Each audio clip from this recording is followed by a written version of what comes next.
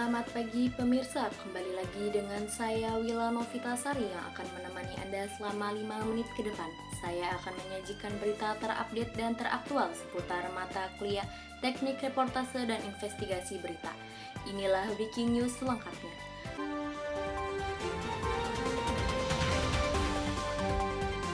Baiklah, kita awali berita pagi ini dengan membahas materi tentang mengulik lebih dalam mengenai jurnalisme. Pembahasan yang pertama yaitu pengertian jurnalisme. Jurnalisme adalah seni dan profesi dengan tanggung jawab profesional yang mensyaratkan wartawannya dengan melihat mata yang segar pada peristiwa untuk menangkap aspek-aspek yang unik. Jurnalisme bukanlah tentang menulis saja, akan tetapi belajar tentang apa yang sesungguhnya mencari dan apa yang sebenarnya bertanya mengenai hal-hal dengan kegigihan. Perlu dipahami bahwa kegiatan jurnalistik itu saling terkait antara masing-masing elemen dasar yang ada di dalamnya. Biasa dikenal dengan pilar-pilar utama jurnalistik, yaitu etika jurnalistik, manajemen ruang redaksi, teknik peliputan reportase, dan teknik kepenulisan.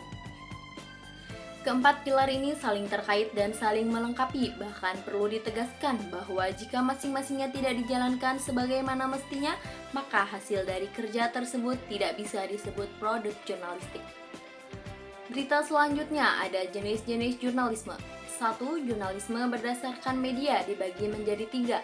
1. Jurnalisme cetak adalah jurnalisme yang menggunakan media massa cetak sebagai media publikasi seperti surat kabar atau koran, tabloid, dan majalah. 2. Jurnalisme elektronik yaitu jurnalisme yang menggunakan media elektronik sebagai media publikasinya seperti radio, televisi, dan film. Jurnalisme elektronik dibagi lagi menjadi beberapa macam. 1. Jurnalisme radio adalah program berita di radio siaran. 2. Jurnalisme televisi adalah program berita di televisi. 3. Jurnalisme film adalah pemberitaan melalui film, misalnya film dokumenter.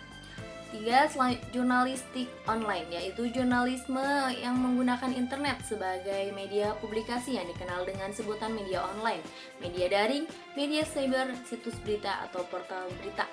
Selanjutnya, jurnalisme berdasarkan gaya ideologi. Yang pertama ada jurnalisme warga, adalah proses jurnalistik atau pemberitaan yang dilakukan oleh warga biasa, bukan wartawan profesional, yang disebarkan melalui media komunitas, blog, atau media sosial. Yang kedua, jurnalisme damai adalah jurnalistik yang pemberitaannya mendorong pihak-pihak yang berperang atau terlibat konflik.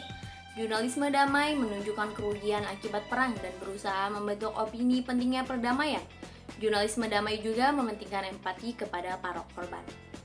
Yang ketiga, ada jurnalisme perang. Adalah kebalikan dari jurnalisme damai, yakni jenis jurnalisme yang menyampaikan informasi yang bersifat provokatif dan memanaskan situasi. Berita selanjutnya, sejarah jurnalisme di dunia. Sejarah jurnalistik dimulai di Roma 2000 tahun yang lalu pada kerajaan Julius Caesar Acta Diurna. Tindakan-tindakan harian atau tindakan-tindakan senat, peraturan-peraturan pemerintah, berita kelahiran dan kematian ditempelkan di tempat-tempat umum. Selama abad pertengahan di Eropa, siaran berita yang ditulis tangan merupakan media informasi yang penting bagi para usahawan. Keperluan untuk mengetahui apa yang terjadi merupakan kunci lahirnya jurnalisme selama berabad-abad. Acta Diurna bisa dikatakan sebagai media massa pertama di dunia. Ia terbit dalam bentuk harian sehingga layak pula menyandang label sebagai kabar harian pertama yang ada di dunia. Surat kabar ini dibawa oleh awak istana, setiap hari mereka keliling kampung hingga ke seluruh penjuru.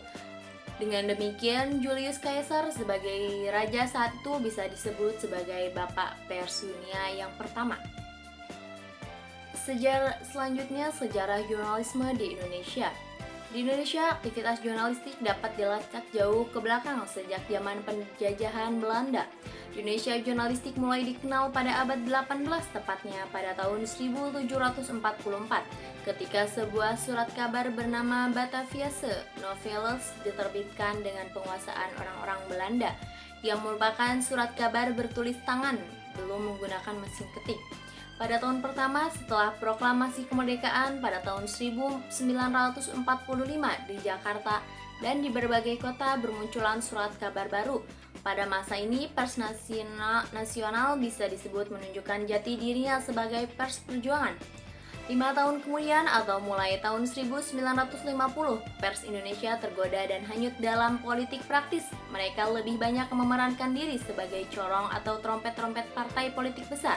Dalam era ini, pers tidak lagi mengabdi kepada kebenaran untuk rakyat, melainkan kepada kewenangan untuk para pejabat partai. Selanjutnya, regulasi undang-undang pers. Regulasi yang mengatur pers di Indonesia adalah Undang-Undang Nomor 40 Tahun 1999 tentang pers. Dalam undang-undang ini disebutkan bahwa pers adalah lembaga sosial dan wahan komunikasi massa yang melaksanakan kegiatan jurnalistik meliputi mencari, memperoleh, memiliki, menyimpan, mengolah, dan menyampaikan informasi baik dalam bentuk tulisan, suara, dan gambar, serta data dan grafik maupun dalam bentuk lainnya dengan menggunakan media cetak, media elektronik, dan segala jenis saluran yang tersedia. Selanjutnya ada kode etik jurnalistik. Standar perilaku dan etika yang menjadi pedoman kerja jurnalis dikenal dengan etika jurnalistik. Tujuan kode etik jurnalistik ini tidak hanya untuk menegakkan dan menjaga standar kualitas kerja jurnalis yang terlibat, tetapi juga untuk melindungi publik dari potensi dampak negatif akibat perilaku atau perilaku jurnalis yang tidak pantas. Kode etik jurnalistik ini berfungsi untuk penjaminan keakuratan dan objektivitas tentang sebuah fakta yang disajikan oleh para wartawan. Maka dari itu, perlu adanya kode etik sebagai jalan mewujudkan seorang jurnalis yang profesional. Artinya, seorang jurnalis, pada khususnya wartawan, tidak bisa lepas dari tanggung jawab, etika, dan moral. Wartawan wajib menjalin hubungan baik dengan narasumber atau sumber berita. Oke pemirsa, di akhir pertemuan perkuliahan, Bapak Adi Kusuma memberikan tugas kepada seluruh mahasiswa untuk beropini terhadap beberapa kasus, seperti kasus public figure atau seorang politik yang berada di iklan azan. Dan di sini saya akan beropini bahwa di dalam siaran tersebut tidak ada unsur pelanggaran penyiaran.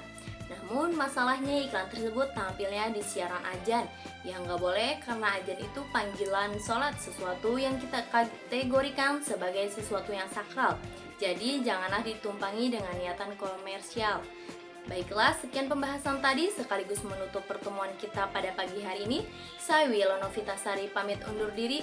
Sekian, terima kasih dan sampai jumpa kembali.